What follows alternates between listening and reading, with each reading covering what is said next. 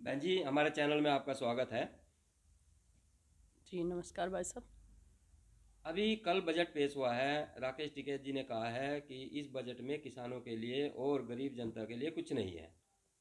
भाई साहब, राकेश टिकैत जी के कहने से कुछ नहीं होता। भारतीय जनता पार्टी ने जो बजट पेश किया है उसमें छोटे किसानों से लेकर एक आम नागरिक का ध्यान रखते हुए बजट पेश किया है और इससे आने वाले समय में सभी लोगों को बहुत अच्छा लाभ मिलने वाला है।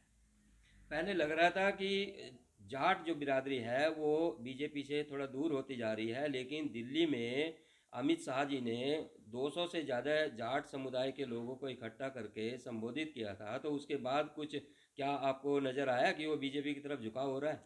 भाई साहब देखिए, ये तो एक अफवाह थी क्योंकि सभी पार्टियां अपना अपना प्रचार करती हैं कि जाट बीजेपी से खिसक रहा है। हमारे जाट समाज के जो भाई बीजेपी के साथ थे वो आज भी तन मन धन से बीजेपी के साथ हैं और राष्ट्रवाद के साथ हैं। और अमित शाह जी ने जो दिल्ली में हमारे कुछ जाट भाइयों को बुलाकर उनका सम्मान किया और उन्हें पगड़ी पहनाकर उनका जो सम्मान किया है उसके लिए हम उनका धन्यवाद करते हैं।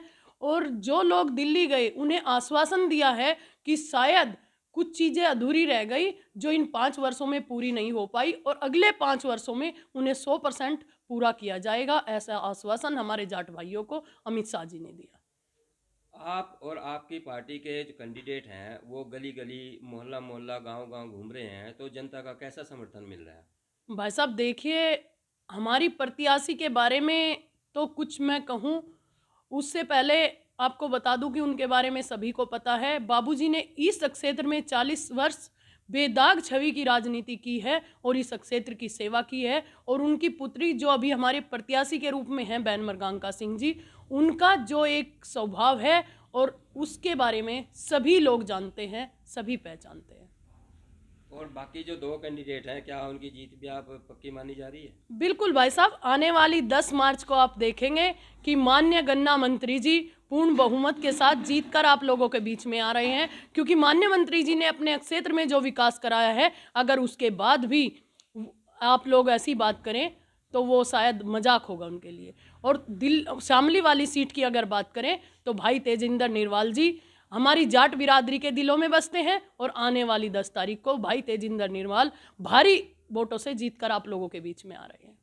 आप ओबीसी मोर्चा की प्रभारी हैं बीजेपी से, तो आप जनता को अभी क्या संदेश देना चाहेंगे? मैं अपने सभी भाइयों को संदेश देना चाहूंगी कि मतदान और कन्यादान दोनों चीजें खानदान देखकर करनी चाहिए। एक तरफ वो खानदान है जिसने इस क्षेत्र को दलदल में पहुंचाया है और एक तरफ वो खानदान है जिसने इस क्षेत्र के विकास के बारे में सोचा है।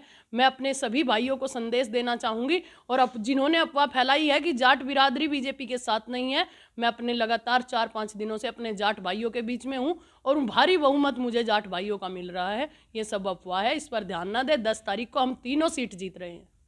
धन्यवाद।